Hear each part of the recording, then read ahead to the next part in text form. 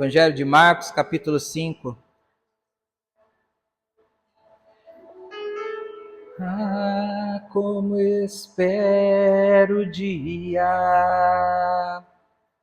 em que verei a face do meu amado.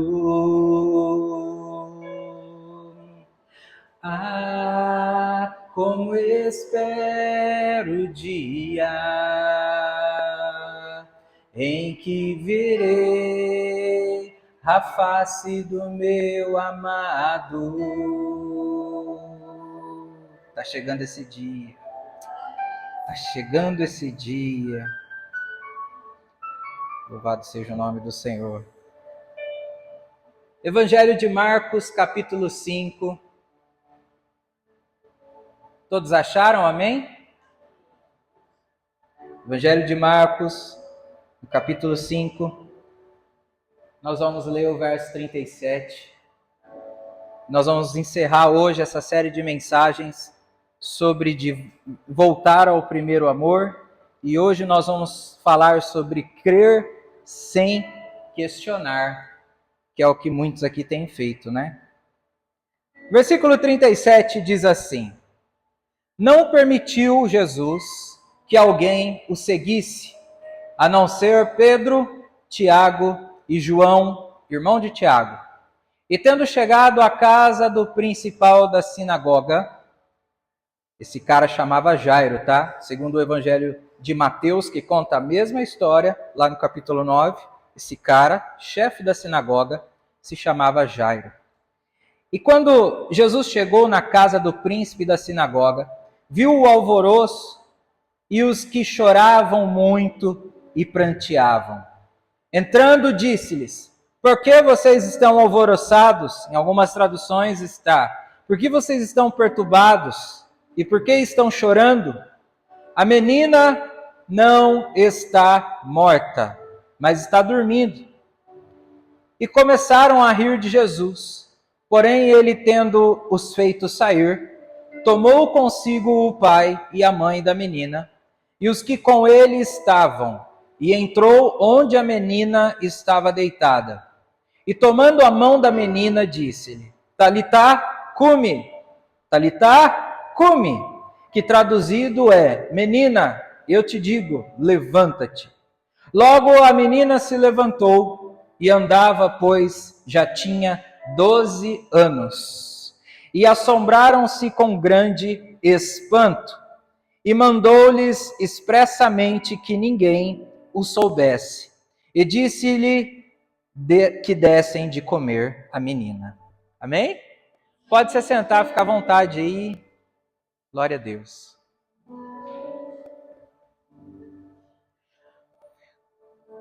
Todo homem, toda mulher, todo ser humano tem um ponto de referência na sua vida para que quando o dia difícil chegar, esse ponto de referência seja o lugar do seu socorro e para onde esse homem ou essa mulher vai correr.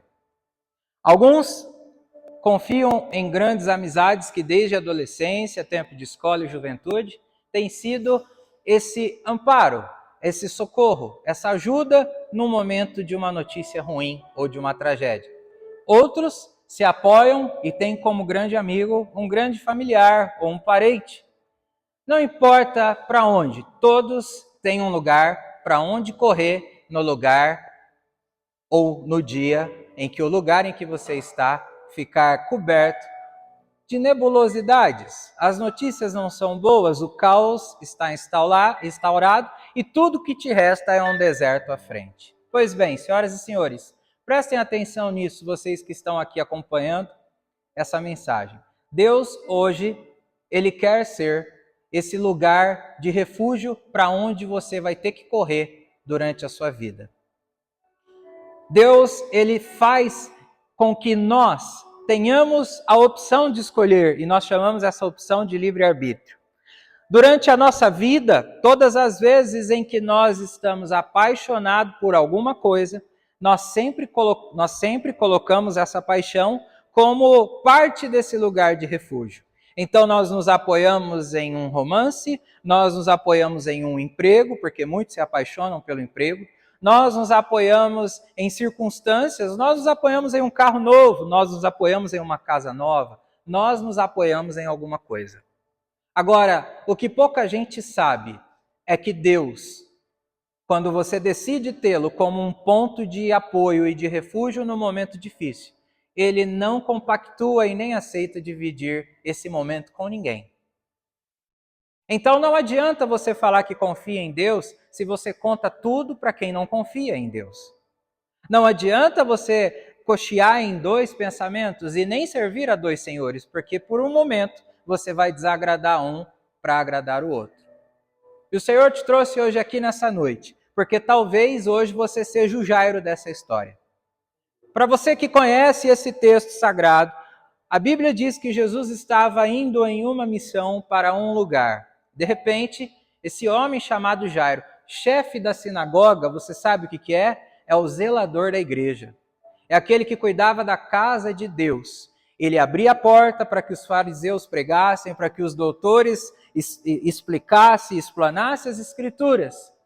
Ele cuidava da casa de Deus, mas ele não tinha tanto relacionamento com Deus. Hoje de manhã, na Mesa Renovo, nós falamos aqui sobre a teologia da serpente, que muitos de vocês, às vezes, permite-se a seguir. O que é a teologia da serpente? É você vir de alguém, esse alguém falar sobre Deus, mas esse alguém não ter Deus. Foi o que aconteceu com a serpente no jardim, quando ela enganou a humanidade. Então, Jesus indo para uma missão, ele estava preparado para o que der e vier. Sempre foi assim.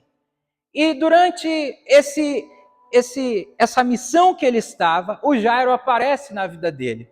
Note vocês, para vocês que só leram a partir do verso 37 e não conhecem a história completa, o Jairo ele tinha uma filha de 12 anos. Ergue um pouquinho o meu microfone, por favor. Essa menina de 12 anos, ela tinha um problema muito sério. Nós não sabemos o que é, porque a Bíblia não conta, mas imagine só vocês, quantas pessoas naquela época não morreram por falta de diagnóstico correto. Por mais que os recursos naturais eram os remédios mais eficazes do que as porcarias que nós temos hoje, mas na época muita gente deve ter morrido, por exemplo, de apêndice, né, estuporado, porque não tinha um diagnóstico, era dor na barriga, ninguém sabia o que tinha lá dentro. E essa menina, ela estava extremamente doente, ao ponto de ficar moribunda. E ela, padecendo, sofrendo, o pai, chefe da casa de Deus, tinha a chave da igreja, não recorreu a quem estava lá. Você sabe por quê? O que aconteceu aqui é semelhante ao que aconteceu com Judas. E por isso Pedro, que negou 3 vezes, alcançou o perdão, e Judas, que só cometeu uma besteira, se culpou ao ponto de se suicidar. Qual que é o problema? O problema é que quando Judas se arrependeu do que tinha feito, ele, ao invés de procurar Deus, ele procurou a religião.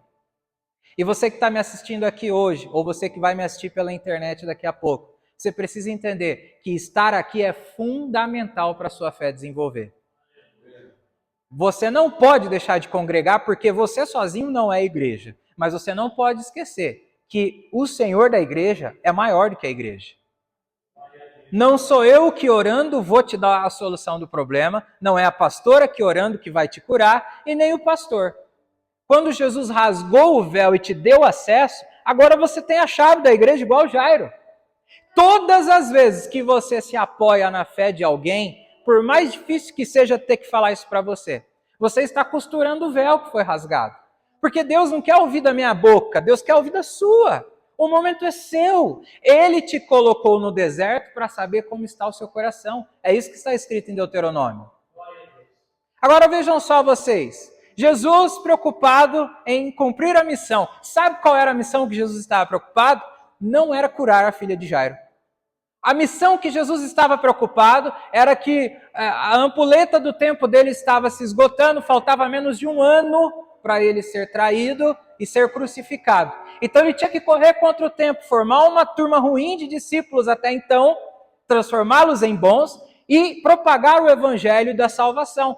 Ele não tinha tempo, presta atenção, ele não tinha tempo de cuidar de detalhes. É por isso que no último capítulo do Evangelho de João está escrito assim: se fosse escrito todos os milagres que ele operou, não caberiam em livros e os livros não caberiam no mundo o tanto de milagres que ele fez. Involuntariamente.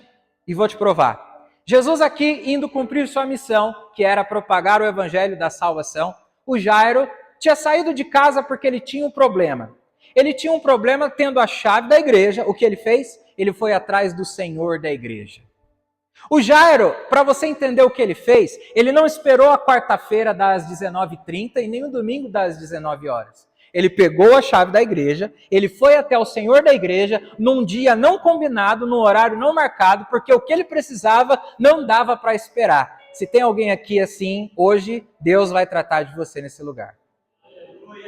Mas pastor, é amanhã que eu vou fazer o exame. É amanhã que o horário comercial do banco abre. É amanhã, não. O Deus que nós servimos é o Deus de hoje e de agora. Então, o Jairo, ele chega para Jesus e ele fala, porque se eu for atrás da religião, eu já sei o que a religião vai me proporcionar. Primeiro que eles vão pedir para mim voltar a hora que o culto começar.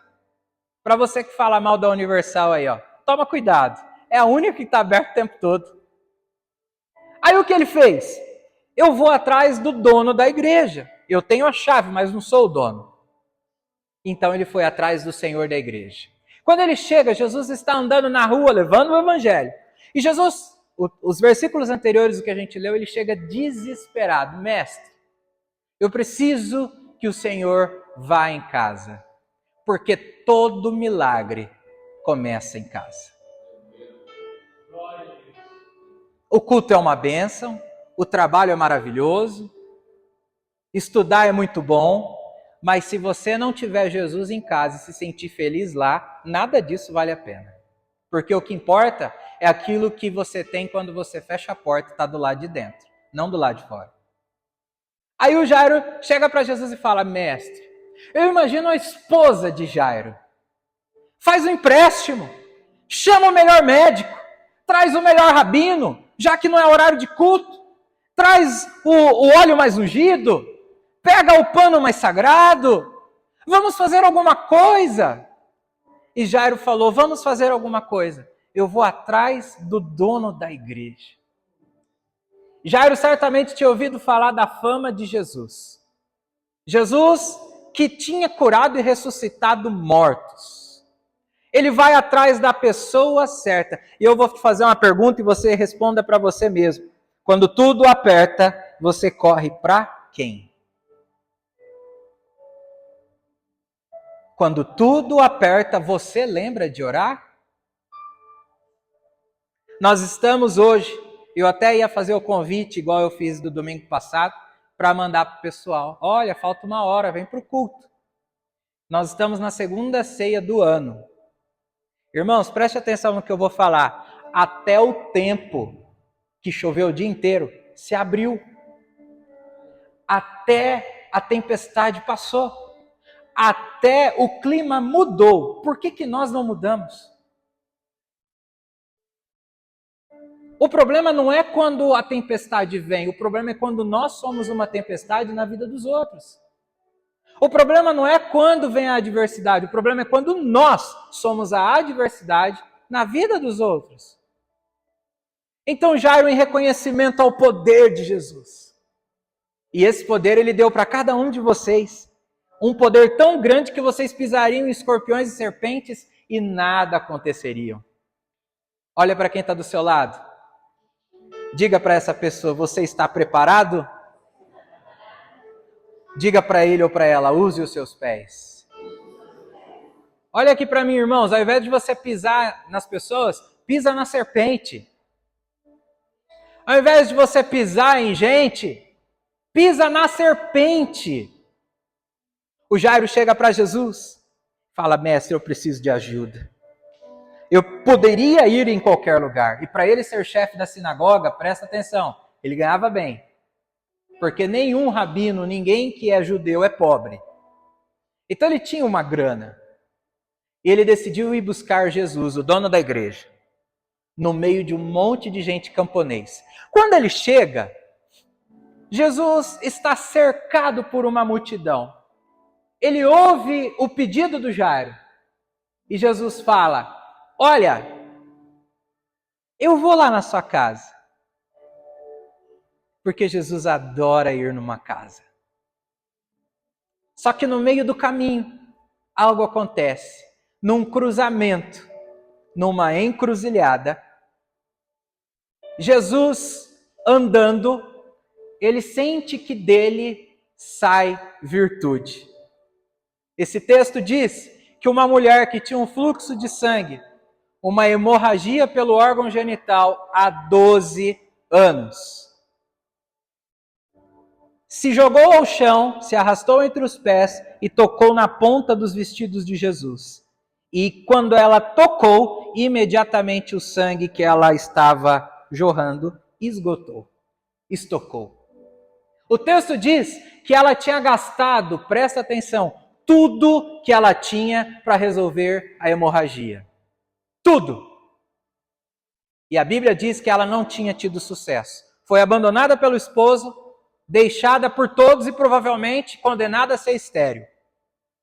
Mas ela, depois de gastar tudo, depois de 12 anos, decidiu tocar em Jesus. Ele decidiu não gastar um centavo, tendo uma filha de 12 anos, foi até Jesus primeiro. Eu te apresento, qual dos dois personagens você é? Você é uma pessoa que gasta tudo no mundo e quando não tem mais solução vem correndo para a igreja? Vem correndo atrás de Jesus? Ou você é igual Jairo? Peraí. Antes de eu ir no banco, antes de eu ir na clínica, antes de eu fazer aquele exame sério, antes de eu ir na escola, antes de eu fazer aquele vestibular, antes de eu prestar aquele concurso, primeiro eu vou falar com Jesus. Quem é você nessa história, minha irmã? Irmão, quem é você nessa fila do pão? 2 problemas de 12 anos. Olha que curioso. 2 problemas de 12 anos. E o número 12 na Bíblia simboliza governo. Aquela mulher era governada por uma hemorragia e esse pai estava sendo governado por uma pré-morte. Quando Jesus é tocado no cruzamento daquela estrada, ele para, a multidão para.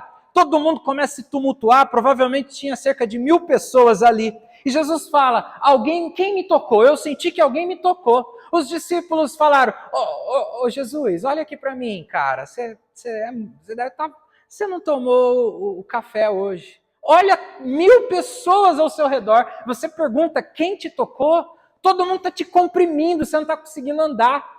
Jesus respondeu e disse, não, alguém me tocou de forma diferente, porque eu senti que quando me tocou, me tiraram, saiu virtude de mim e foi para essa pessoa. Deus está procurando pessoas nessa noite que o toquem diferentemente. Pessoas que quando levantam as mãos, que quando abre a boca, não é para reclamar, não é para murmurar. Você que passou a semana inteira reclamando, murmurando, questionando. Deixa eu te falar, a murmuração, o questionamento é a oração de quem não tem fé. Quem não tem fé fica falando, por quê? Por quê? Por quê? Por quê? Só comigo, só comigo, só comigo, só comigo. Pastor, mas o senhor não sabe o que eu estou passando? Eu não sei. Mas está escrito que ele prometeu que ele não daria uma luta que você não pudesse suportar. Aí você pega e fala para Deus, Senhor, eu quero prosperar, eu quero ser curado, eu quero crescer, eu quero ter sucesso. Aí Deus fala, beleza, queria ouvir isso de você. Então para você conquistar, você precisa superar. Para você conquistar, você precisa superar. Aí vem a primeira prova, você fala, ai não, eu não aguento, Senhor. Eu não aguento, não. E aí você volta, como diziam os antigos, você faz o anjo voltar lá para o final da fila com a benção que ele estava, prontinha para te entregar. Prontinho para te entregar. Eu estou falando com pessoas aqui que já enfrentaram muita coisa na vida. Mas também estou falando com gente aqui que está fazendo de uma tempestade dentro de um copo d'água. Ai, mas eu estou passando por isso. Irmão, você nunca teve uma luz cortada. Você nunca teve lá no meio... Eu tenho um amigo, né? Eu não vou falar quem é, porque provavelmente ele vai assistir depois. Mas eu tenho um amigo que esses dias ele está num momento tão difícil da vida dele, e esses dias ele falou para mim, Rafa do céu, eu estava andando ali perto do Atacadão, de repente a luz do meu carro acendeu uma luz lá estranha, eu parei o carro, irmão, encostei ele assim, chamei o mecânico, o guincho, não sei o que, do seguro, e aí o cara chegou, olhou e deu risada, falou que aquela luz é a luz que entrou na reserva. Meu amigo nunca tinha visto a luz da reserva acender. Olha a luta dele, o carro entrou na reserva. Aí agora eu vou pregar pra gente aqui, que está acostumado a passar a semana, o frentista olha para você e fala, já sei, é 10ão? É 10ão, põe 10ão aí. Não é? Esse pessoal que nunca viu a luz da reserva acender, está reclamando do quê? Só que é uma luta, para ele é uma luta. Nós não podemos desdenhar da luta dele. Só que nós precisamos entender que tem coisa pior.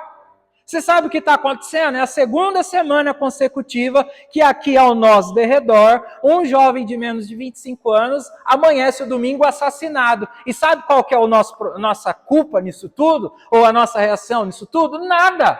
Nós esperamos a igreja abrir às 7 horas, entramos aqui e cultuamos. E olha o bairro que acontece isso, Pousada da Esperança. Um lugar onde devia ser um lugar de repouso, de esperança, é um lugar onde só tem assassinato e a igreja não faz nada. A gente vira aqui, ó, tá ruim para vir, né? A rua ali tá ruim porque choveu. Quando vocês forem embora, vire aqui a penúltima, não vai até o final não. Essa antes aqui tá melhor. Mas ó, a gente olha esse monte de lixo. A gente olha toda essa bagunça que a chuva faz o mato crescer rápido. Esses dias eu falei pro pastor, pastor, quando você for roçar aqui de novo, roça dos vizinhos aqui, se for possível. Vamos abençoá-los. Porque se a igreja não presta para fazer nada para a sociedade, fecha as portas e fica em casa assistindo live. Fecha as portas e fica em casa. Irmãos, isso daqui, presta atenção, isso daqui não é outro lugar senão a casa de Deus. Se é a casa de Deus, não pode ter morte perto, não pode ter ponto de prostituição, não pode ter ponto de tráfico, tem que acabar com a roubalheira desse bairro, tem que acabar com tudo, porque é Deus, é a casa de Deus. Como também é na sua casa. Tem irmão aqui que já se acostumou. 4 horas da tarde num sábado, senta no quintal e fica na brisa da rua. É que o pessoal acende um negócio lá fora, pastor, e a fumaça vem aqui dentro. Opa, será que no Tangará também?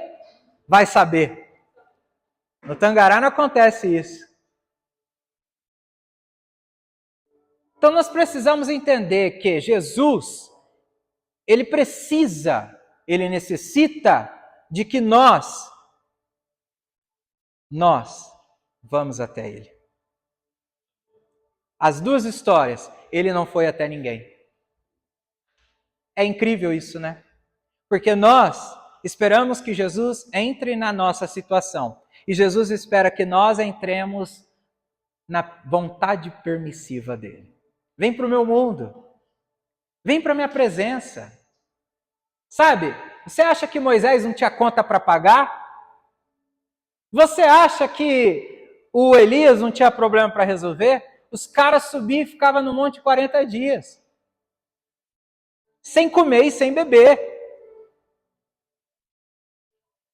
Porque na presença de Deus, toda a nossa necessidade se dissipa. E quando nós olhamos para o próximo, então, aí a gente vê o quanto a gente é miserável nesse mundo. Jesus, ele vê quem foi a mulher que foi curada, porque o sangramento dela foi estancado, mas o texto diz que Jesus, mesmo tendo curado ela do que ela achava que estava doente, Jesus ele dá alguns passos para trás e nesse instante a filha do Jairo morre. Jesus, ao invés de caminhar para frente, ao invés de andar, ele para, porque ele é tocado, ele vê alguém que é curado do que achava que estava enfermo, E ele volta para trás. Quando ele volta para trás, ele fala: filha, ânimo, levanta, a tua fé te curou. Presta atenção. Qual era a doença dela? Se a doença dela fosse só hemorragia, ele precisaria voltar para trás? Alguém me tocou, alguém foi curado, vida que segue, vamos para frente. O que Jesus fez? Ela achou que o problema dela era uma hemorragia. Mas ela não sabia que o problema dela era outro. Tem os irmãos aqui que trabalham com a parte de saúde, pois você pode perguntar para eles ou para elas. Mas se você tiver com uma febre e só tomar o analgésico para baixar a febre e não resolver a causa da febre, não vai mudar nada. A garganta que só está raspando vai inflamar. O outro problema vai aguçar. Em alguns lugares vai sair até pus. Porque o nosso problema, gente, é que a gente não quer tratar a origem. A gente só quer tratar aquilo que a gente acha que é problema. Não, eu estou com esse problema porque é a minha falta de dinheiro. Eu estou com um problema porque eu não consigo entrar nessa escola, nessa faculdade. Eu estou com esse problema porque eu não consigo. Eu estou com esse problema. Qual é o seu problema? Se o seu problema é dinheiro, se Deus te der 1 milhão agora, sabe o que vai acontecer amanhã? Seu nome vai para o SPC, porque você não sabe cuidar de dinheiro. Não, mas o meu problema não é isso, o meu problema é a família, o meu problema é... Se o Senhor restaurar o seu casamento e você amanhã sair na rua e passar uma mulher bonita, preparada para o carnaval que vai começar aí, você vai olhar para ela? Então o seu problema não é o casamento. O seu problema é a concupiscência da sua carne. A luxúria, o desejo de ficar olhando mulher e homem. Você precisa tratar a origem do problema. Você percebe que nada disso tem demônio? Tudo isso é vontade nossa. Não é o diabo que pega você pelas mãos e fala: vem cá, Michel, vamos lá nas Casas Bahia gastar e torrar todo o seu crédito. O diabo não consegue fazer isso. Quem faz isso é o Michel. Tô brincando, né, Michel? Quem faz isso somos nós. O Senhor te trouxe hoje aqui porque Ele deseja tratar a causa, a origem desse problema. Daquela mulher, ela achava que era a hemorragia. Mas o que provocava a hemorragia? Jesus voltou e falou: ânimo, levanta. Então qual era o problema dela? O problema dela primeiro era emocional. Não era o sangramento. Aí a mulher levantou. Provavelmente deve ter tido uma ótima vida, deve ter tido filhos, mas a Bíblia não fala mais nada disso. Aí Jesus pega, vamos lá então? Vamos para a casa do Jairo. Você sabe que Jairo é uma palavra hebraica que significa Jair. E Jesus indo na casa do Jairo, ele chega lá e vê um monte de gente na casa. E aí é que tá. Quem acompanhou a postagem da igreja dessa semana vai entender o que eu vou falar. Eu postei uma nota de falecimento por uma querida irmã que morreu essa semana. Querida por todos nós, ministrou aqui em abril do ano passado. Pregadora do Evangelho, certamente está com o Senhor nesse momento. E eu postei, eu falei, faz tempo que eu não faço esse teste, vamos ver como é que vai dar. Sabe, todas as postagens da igreja, nós temos quase 1.000 seguidores no Instagram. Todas as postagens da igreja, fica ali entre 300, 400 visualizações, algumas curtidas. Irmãos, quando eu postei que morreu alguém, tá lá, batendo 3.000. Porque a tragédia é a maior atração do ser humano. Vou te contar um testemunho e termino aqui. Esses dias nós estávamos em casa. Minha esposa olhou para mim e falou: Rafael, você não sabe o que a Heloísa está fazendo. Falei: o que, amor? Você acredita que ela está deitada no portão para ver a briga dos vizinhos? A tragédia atrai o ser humano. Não é? A gente está lá na Rondon, 80 por hora. Não aconteceu nada, só tem um carro enguiçado, mas se tiver uma viatura com giroflex do lado, você já pensa, alguém morreu, deixa eu ligar o celular, que aí eu vou já mandar pro Bauruzão 1000 grau. Aí você chega lá assim, aí você de 80 diminui para 20. Atrasa a vida de todo mundo que está indo trabalhar. Por quê? Porque a tragédia. É a tragédia. Ninguém foi na casa do rapaz, do Jairo. Ninguém foi fazer uma massagem ressuscitatória. Ninguém foi lá dar uma palavra de ânimo enquanto a menina estava viva. Mas quando ela morreu, encheu de gente. E aí é que tá. Deixa eu te falar uma coisa como profeta. Levanta sua mão direita para o céu. Você não pode parar hoje, mas não é porque você é bom, não. É porque você não pode dar o gosto do fracasso para quem quer te ver no chão. O Senhor quer te ver mais do que vencedor. Quem toma posse dessa vitória, aplauda o nome do Senhor. Aleluia! E aí, Jesus chega na casa do Jairo. A primeira coisa que Jesus faz é, cadê a menina? E todo mundo fala, olha, mais uma vez, a culpa é sua, Jesus. Porque se o Senhor tivesse chegado antes, o cheque não tinha voltado, o cartão não tinha estourado, eu tinha passado na prova, eu tinha conseguido namorar, eu tinha conseguido casar, eu tinha conseguido isso. Foi assim que falaram para ele quando o melhor amigo dele morreu, Lázaro. Se o Senhor tivesse chegado antes, ele não tinha morrido. Quando Jesus chegou, aquelas mulheres carpideiras, sabe o que é carpideiras? Profissionais do choro. O diabo tem um RH no inferno cheio dessas pessoas. São lágrimas de crocodilo. Elas não podem ver uma tragédia na vida de alguém que vai lá, ao invés dela incentivar a alegria, não, vamos chorar, vamos chorar. Irmãos, Deus odeia tanto isso, que quando você for entrar no céu, a primeira coisa que ele vai fazer é enxugar dos seus olhos todas as lágrimas. Lá na terra você chorou, aqui não. Chega de manhã. E aí, Jesus olhou para aquelas choronas e falou assim, choronas, carpideiras, ela não está morta, ela está dormindo. Sabe o que aconteceu? Ó como que é profissional. A Bíblia diz que elas começaram a rir. Ué, como que alguém que está chorando por supostamente amar alguém que morreu, de repente começa a rir? Jesus ficou tão bravo. Você conhece alguém bravo? É que você não viu Jesus. Você vai ver no dia do juízo. Todos nós vamos ver, mesmo os que forem salvos. Jesus pegou, falou assim, ó, ela está dormindo, não tem nenhum palhaço aqui para vocês rirem, isso está na linguagem do Rafael de hoje. E eu quero que vocês me façam um favor. Se fosse do Rafael da linguagem de hoje, vão para os quintos das lagoas da Bela Olinda, né? Mas o que Jesus fez? Ó, é o seguinte, quem riu, quem não está acreditando no que eu estou falando, sai. O quê? Quem riu, sai.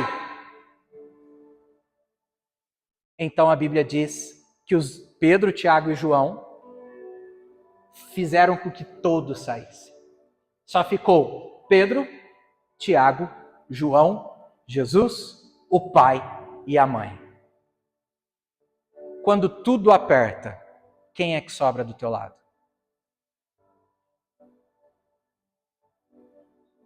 Quem é que fica quando tudo dá errado? Aí, Jesus pegou e falou, Talitá, não é Talita, é Talitá, come. Talitá não é o nome, significa menina. Menina, levante-se. E a menina de 12 anos abriu os olhos. Colocou-se de pé. E a primeira coisa que fizeram, alguém prestou atenção no texto? Comeram do corpo do Senhor. A Bíblia diz que deram pão para ela e ela recuperou as forças. Você não pode perder nenhuma Santa Ceia esse ano. Você não pode perder nenhum ritual que é o ritual mais sagrado desse ano, que é a Santa Ceia. Porque é assim que você vai ficar de pé. Agora tem uma coisa, a boa notícia é que ninguém viu, mas quando Jesus entrou, a morte saiu. Vou te falar mais uma vez, porque só a Giovana acreditou. Ninguém viu isso. Mas o que aconteceu é que quando Jesus entrou pela porta, a morte saiu pela janela correndo. É o que vai acontecer na sua vida, em todas as áreas, na vida financeira, na vida conjugal, na sua saúde, nos seus relacionamentos, onde você colocar a presença de Jesus, a morte, o fracasso, a falência, toda decepção vai sair em retirada, porque você mais Deus é a maioria. Aleluia!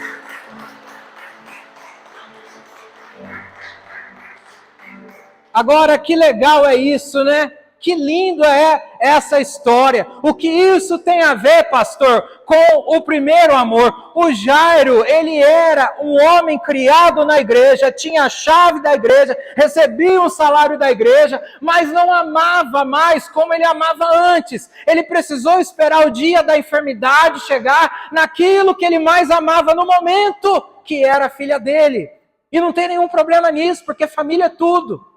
Só que quando chegou o dia da enfermidade, aí o Jairo lembrou, eu preciso voltar ao primeiro amor, eu preciso parar sem questionar, porque Jesus falou, eu vou na sua casa. O Jairo podia falar, mestre, mas o senhor está demorando. Por que o Senhor demorou? A Bíblia diz que todo mundo questionou, menos o Jairo. O Jairo em nenhum momento falou, a culpa é sua, o Senhor demorou. A demora de Deus, irmãos, é maturidade para vocês. Não é que ele está demorando. Tiago está escrito que ele não se adianta e nem chega atrasado. Ele chega no tempo certo e ele tem por vontade de acelerar. Ele só não acelera porque você não tem maturidade para administrar o tanto que ele quer derramar sobre a sua vida, sobre a sua casa e sobre a sua família. Então creia sem questionar. Alguém liberou uma palavra profética, pega ela no ar, guarda dentro de você e vai para sua casa falando, eu vou viver isso. Você não precisa acreditar em tudo que eu estou falando não, mas uma coisa você não pode negar, é o que Deus quer fazer com você, através da palavra dele hoje. Todo mundo vai sair daqui vivinho da Silva, em nome de Jesus. De volta ao primeiro amor. Não espere o filho ter que ir para uma cirurgia, não espere ter que sair de um emprego, não espere, irmãos, para buscar ao Senhor, não espere. Hoje você merecia uma medalha aqui, você tinha que sair desse culto aqui, condecorado, honrado, porque você enfrentou toda a chuva que caiu em Bauru hoje, você veio na adversidade de infraestrutura que tem aqui, cara, Deus já te abençoou só por isso. Imagine se você crê sem questionar. Sem questionar. Quantas pessoas que podiam estar aqui hoje, as nossas células estão lotadas. Hoje, para a glória de Deus, a gente conseguiu trazer o Anthony, tá o irmão Daniel aí, glória a Deus, louvado seja o nome do Senhor. Mas as nossas células estão lotadas, e o povo tem dificuldade de vir. O que nós temos que fazer, pastor? O problema é, nós somos o Jesus. Mas nós não entendemos isso. Na nossa cabeça, você tem que ir para a igreja. Você tem que ir porque a pastora vai expulsar esse demônio seu aí. Você tem que ir. Não, peraí. Nós somos Jesus. Eu me lembro que nós estávamos no momento de uma safra tão boa naquela época, de um determinado lugar, que um dos discípulos que servia comigo aqui na igreja, naquela época, estava no trabalho. Nós trabalhávamos juntos. E ele saiu do trabalho, nós trabalhávamos numa empresa de logística, e ele estava indo pegar o ônibus na Rodrigues Alves, ele passou em frente a um salão de beleza. Tinha uma pessoa no chão estribuchando, e todo mundo gritando, é um ataque epilético, Esse menino foi lá, estendeu as mãos e falou, Satanás, eu te repreendo em nome de Jesus, solta a vida dessa pessoa. E a pessoa recuperou, voltou ao normal. Você sabe por que as UPAs estão lotadas? A culpa é sua, cara. Você não usa a fé. Olha que Jesus, quando foi tocado pela mulher, ele nem pega o crédito. Eu não sei porque você me tocou, levanta, ânimo, a tua fé, não foi a minha, a tua fé te curou. Lembre-se sempre, você precisa ir até Ele. Ele morreu crucificado assim, os pés pregados, Ele não vai até você. Mas se você for até Ele, os braços estão abertos para te receber. Vamos ficar de pé agora? Vamos juntar a nossa fé, ou esse último grãozinho de fé que sobrou? Pastor, é porque o meu mês de janeiro teve 412 dias. O ticket que caiu no dia 1 acabou no dia 2. Deixa eu te falar uma coisa, irmãos. Esse mês de fevereiro é a festa da carne aí fora. Você não vai fazer nada. Você não vai reagir. Quarta-feira nós estávamos aqui no culto. Tivemos a graça de Deus de estrear um novo levita aqui. Quem não veio, perdeu. Sabe essas coisas que nos dão motivação? Quanto mais você fica longe da casa de Deus, de Jesus, da presença dele, você perde. Você perde. E a culpa não é de ninguém. Você precisa crer sem questionar. E eu termino o sermão falando. Um testemunho que eu não contei aqui esse ano. Eu cheguei para o meu filho em setembro do ano passado e falei assim: Samuel, abriu inscrição para a prova no Senai e na sua idade eu fiz e passei de primeira. Eu quero que você faça. Está aqui a prova anterior, estuda e se baseia no que vai ser. Você sabe o que o Samuel fez? Não estudou. Ele só leu lá a prova e respondeu, tentou responder o que ele responder. Só que Samuel é um bom aluno. Meio preguiçoso, mas é. Aí aconteceu que o vestibular teve lá milhares de pessoas, centenas. Primeiro o que ele faz? Ele ficou na segunda chamada. Ele foi aprovado, mas não de cara. Então eram, acho que 40 vagas. Ele ficou um pouco para baixo. E estava escrito lá, segunda chamada, tal dia de janeiro, terceira chamada, tal dia de janeiro. Sabe o que aconteceu? Na segunda chamada ele foi convocado.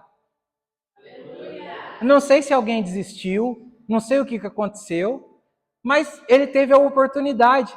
E eu tinha prometido dar um presente para ele por causa disso. Que é um pacote de meia. Aí ele veio todo feliz mostrar: pai, acabei de receber a mensagem do Senai, estão me chamando, tem que ir lá amanhã, não sei o quê. E aí é que tá. Lembra da pregação que eu preguei esses dias? Está lá no YouTube, depois você assiste. Precisamos ter uma conversa difícil, Samuel. Senta aqui. E eu disse para ele: Samuel, fizemos a sua inscrição e eu li todo o edital, mas não te falei. Você foi aprovado, você foi chamado, mas você não vai poder assumir sua vaga. E na hora ele murchou, ele ficou triste. Que só pode assumir a vaga quem está no ensino médio. E ele está no 9º ano esse ano. Eu sabia de tudo isso. Eu sabia. Aí, para não guardar só para mim, eu contei para a Nayara, para a gente se torturar junto. Porque ele passou o mês de dezembro inteirinho se acusando. Eu devia ter estudado. E ele foi bem até, sabe? Mas sem estudar.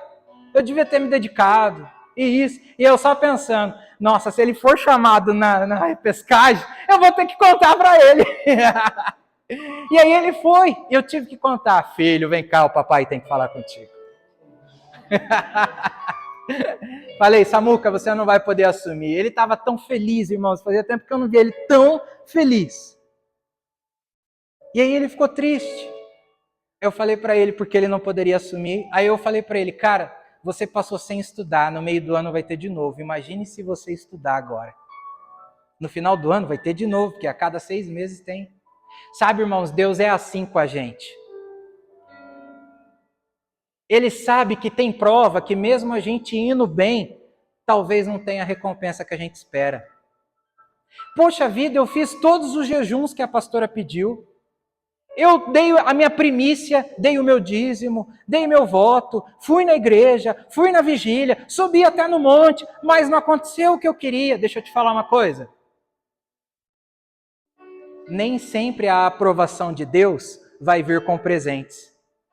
Depois você vai chegar na sua casa e você vai ler Atos 2, Atos 3 e Atos 5. Conta a pregação de Pedro e a pregação de Estevão. Os dois pregaram a mesma coisa. Sabe o que aconteceu com Pedro? 5.000 se converteram. 3.000 se converteram, perdão. Sabe o que aconteceu com Estevão? Mataram ele. Ele não converteu ninguém e não fez nenhum batismo. Aí eu te falo, a culpa era de quem estava pregando ou dos ouvidos que estavam ouvindo? Talvez você esteja passando um momento similar a isso. O que você está tanto preocupado não é nem por culpa sua, mas se for, assuma. Porque Deus vai te conduzir com sabedoria e você vai sair dessa. Agora sim, nós vamos fazer uma oração. E você vai fechar os seus olhos agora. E eu vou pedir para o pastor e para a Nayara aí em vocês. E eles vão ungir vocês, o pastor e a pastora vão ungir vocês. E esse óleo vai ser um óleo de habilitação. Vai ser um óleo que vai te habilitar, vai ser uma unção que vai te habilitar à fé, a crer sempre.